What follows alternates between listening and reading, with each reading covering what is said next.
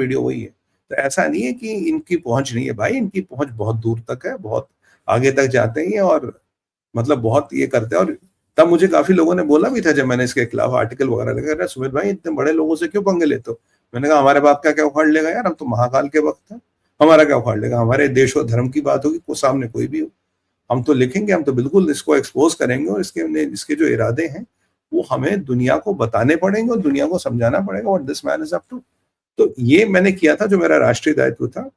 अब ये ट्रंप पे पलट गया है, अभी ट्रंप को बिल पास करनी है, ट्रंप को ईरान सेटल करना है, ट्रंप को चाइना से निपटना है, ट्रंप को इजराइल को मैनेज करना है, ट्रंप को रशियन यूक्रेन में एक्सकलेशन होगा उसको देखना है, यूक्रेन की धुनाई होगी उसको देखना है, यूरोप का इन्वॉल्वमेंट है उसको देखना है, और ट्रंप का अभी भी मेक्सिको और कनाडा वाला मसला सेटल नहीं हुआ।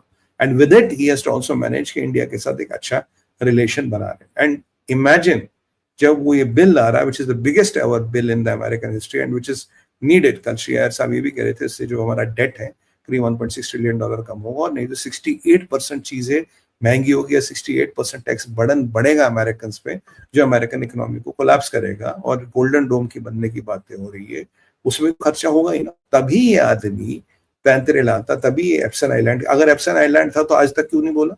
ट्रम्प बोले अगर मैं इतना बुरा आदमी था तो आज तक क्यों नहीं बोला? Why were you silent till this date? आपको तब बोलना चाहिए था, आपने नहीं बोला तब तक। ये टाइमिंग देखिए, टाइमिंग हमेशा इज द की। ये टाइमिंग क्यों थी? टाइमिंग आपको बताता है कि इसके इरादे और इसकी मंशा क्या थी। हाँ, इसका ग्लोबल इम्पैक्ट क्या हुआ? इसका ग्लोबल इम्पैक्ट ईवी इंडस्ट्री पे होगा, इसका ग्लोबल इम्पैक्ट ओवरऑल ईवी, अगर टेस्ला पिटता है तो ओवरऑल ईवी इंडस्ट्री पिट जाएगी। और मुझे नहीं लगता कि जो लिथियम पोल्यूशन वगैरह, अगर आप उसको देखोगे, लिथियम मैनेजमेंट देखोगे, लिथियम का जो डिस्पोजल करना है, इट्स नॉट सो इजी। इसके परिप्रेक्ष्य में क्या ईवी के बिना दुनिया नहीं चल सकती? मुझे लगता है बिल्कुल चल सकती है। क्या hydrogen and all are the safer tech fuels? Yes they are, क्योंकि लिथियम के साथ इसका ताना बाना, लिथियम के साथ लिथियम की रिफाइनिंग के साथ चाइना के रिफाइनिंग फॉर लिथियम डिस्पोजल और लिथियम रिसाइकलिंग, 80% लिथियम आपको रिसाइकिल करना पड़ता है। मैंने आपको बताया था पीछे, जो चाइना में रिसाइकिल होता है लिथियम केवल 20% होता है, क्योंकि यूरोप में 80% लिथियम रिसाइकिल करना, उसमें पैसे लगते हैं, चाइना पैसे नहीं लगाता। आपको लिथियम का जो disposal, it's a very complicated system, बहुत पैसे लगते हैं उसमें। और चाइना ने तो एनवायरमेंट की ऐसी तैसी कर ली। बीजिंग शंघाई में अभी जो गर्भवती महिलाएं, उनके अंदर लिथियम का कंसंट्रेशन उनके खून में बहुत ज्यादा बढ़ गया है। इतना बढ़ गया है क्योंकि जो बच्चा पैदा होगा उसको मेंटली डिरेज्ड होगा। ये मैंने एंड गेम चाइना, जो हमारा पीक रूस में, मैंने आपको डिटेल में ये कवर किया था, बच्चा विल बी मेंटली डिरेज्ड, इतना लिथियम का कंसंट्रेशन बढ़ा है। पर चाइना को फर्क ही नहीं पड़ता, चाइना वही अपने गेम्स खेला, उन्हें क्या फर्क पड़ता है। अब जो चाइना के एलीट है, आपको पता है इनकी सब्जियां और इनके फल ऑर्गेनिक फार्म से आते हैं। इनके सब्जी और फल मिलिट्री का एक यूनिट है जो ग्रो करता है। जी हाँ, चाइनीज कम्युनिस्ट पार्टी के लोगों के सब्जियां और फल मिलिट्री ग्रो करती है, चाइनीज मिलिट्री। ऑर्गेनिक फार्म्स हैं जिनका काम ही है बड़े बड़े लोगों के लिए सब्जी और दूध ही बनाना, इन वे मैं कहूँ तो हिंदी में। तो that is the reality of China. और ऐसे परिप्रेक्ष्य में जो चाइना का नॉर्मल आदमी होता हो, Bharat was very smart, Bharat इस लप्पे में नहीं फंसा। Bharat did not go mad, they wanted Bharat to go mad on EV, Bharat नहीं गया। भारत ने अपना सही मत रखा। जो हमारा जो कॉन्सेप्ट है माइल्ड हाइब्रिड्स का, that's a very ideal concept. आपने एक बार बैटरी लगाई, पूरी जिंदगी भी चलेगी। हाँ, 10-20%, 30% चीजें एफिशिएंसी बढ़ा देती। आपने इथेनॉल ब्लेंडिंग 10% की जगह 20% कर रहे हो, आपने इंजनों को और ऑप्टिमाइज किया। तो अगर आप भारत की देखेंगे तो वो बहुत बड़ा अच्छा चीज रहा है। अब इलॉन मस्क की दुखती रख भैया एंड में 2 है 3, ये चाइना के किसी काम नहीं आ पा रहा। जो चाइना ने इससे अपेक्षाएं रखी थी उन पे ये खरा नहीं उतर पा रहा। ईवीओ को डोनाल्ड ट्रंप बहुत बड़ा झटका दे रहे, ईवी मार्केट एज सच बहुत बड़ा झटका देने वाले। और इसका स्पेस एक्स, मैं आपको शुरू से कहता शगुफा है। ये रॉकेट में मार्स में रॉकेट बनाऊंगा, कॉलोनी बनाऊंगा, ये बनाऊंगा, reusable rocket, they look all good on paper, but अगर इसकी प्रैक्टिकलिटी देखेंगे, इसकी चीजें देखेंगे, वो होती नहीं है। They are not very practical, और its idea may be possibly उस time has not come yet. ये वही वाली बात है। अगर अब मैं हाइपरलूप की आज बात करूं, मतलब I don't know how successful that is, how economically viable that is. मैं आपको एग्जांपल देता हूं, Concorde was a beautiful plane. Concorde काफी 40-50% टाइम बनाता था। जब मैं लास्ट टाइम पेरिस गया था तो कॉनकॉर्ड चार्ल्स डिगॉल पे खड़ा था, मतलब पुतला बन के, क्योंकि the plane was good, the technology was good, but it was not economically viable. तो कई सारी चीजें होती है which are good, which are very beautiful, but economically they are not viable.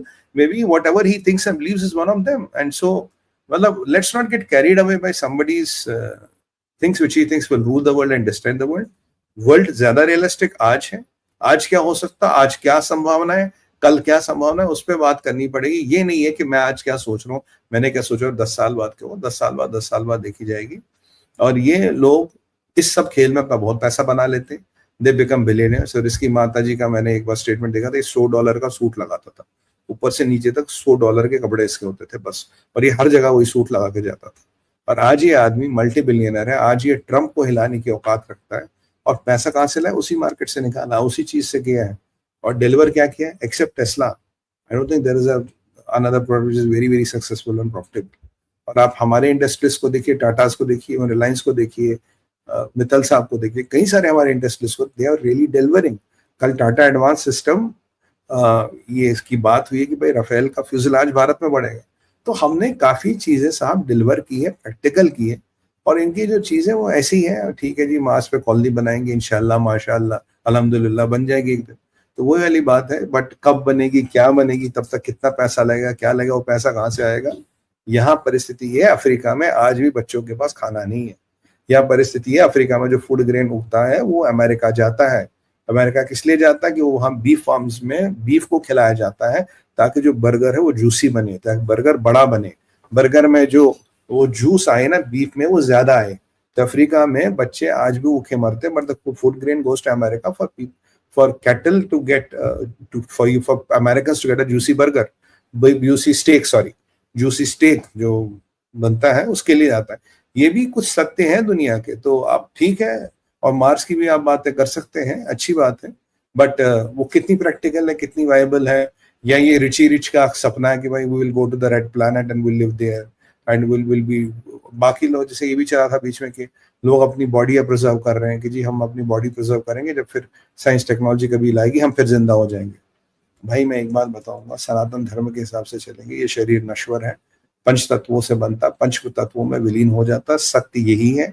Science एक तरक्की अच्छी बात है, तरक्की कर रहा बहुत अच्छी बात है, बट अगर आप सोचते हो कि science will replace Mahakal and science will replace Yamraj, और यमराज और महाकाल से आप जीत के आप कुछ और बनाएंगे, मुझे नहीं लगता ये संभव है। क्योंकि अगर ये होता, ये अब तक हो जाता। संजीवनी विद्या भी